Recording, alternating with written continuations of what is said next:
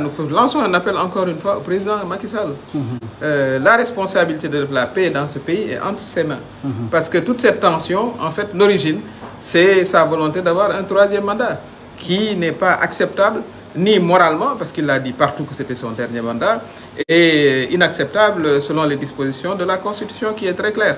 Le président Macky Sall sait ce qu'il doit faire pour que la paix revienne dans ce pays.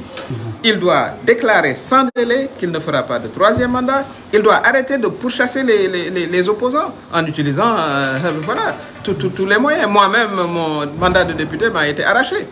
Et à l'époque, justement, les députés de Pastef et d'autres députés ont refusé de voter voilà, cette confiscation illégale de mon mandat. C'est à mon tour aussi de venir témoigner de ma solidarité agissante. C'est ce qui m'a fait venir de Dakar.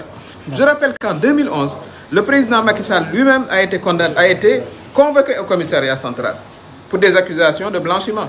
Si la procédure avait été poursuivie, il aurait été déféré, il aurait été mis sous mandat de dépôt et il n'aurait jamais été président de la République.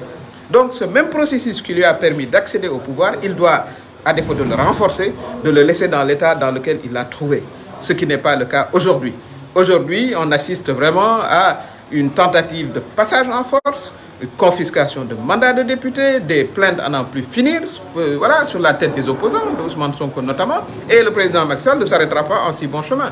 Actuellement, personne n'est en sécurité dès que vous êtes contre le troisième mandat. C'est ça la situation actuelle.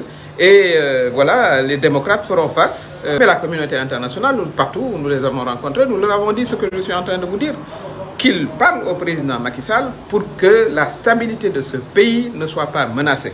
Et ce qu'on voit aujourd'hui, ce que j'ai vu de mes propres yeux à Ziguinchor, si on y prête garde, ça risque de se passer sur l'ensemble du territoire. Alors que nous étions un pays stable, un pays dont la démocratie a été vantée partout. Donc nos partenaires, mais également nos leaders religieux et d'opinion dans ce pays doivent lever la voix pour dire au président Macky Sall de préserver la paix. Et le chemin de la paix, le président Macky Sall le connaît très bien, c'est qu'il mette cette histoire de troisième mandat là de côté, qu'il arrête vraiment toutes ces poursuites, voilà, ces violations de la loi, qu'il libère aussi les 300 manifestants qui sont dans les prisons. Et à ce moment-là, on pourra discuter de comment il doit organiser des élections libres et transparentes auxquelles il ne participera pas, bien sûr.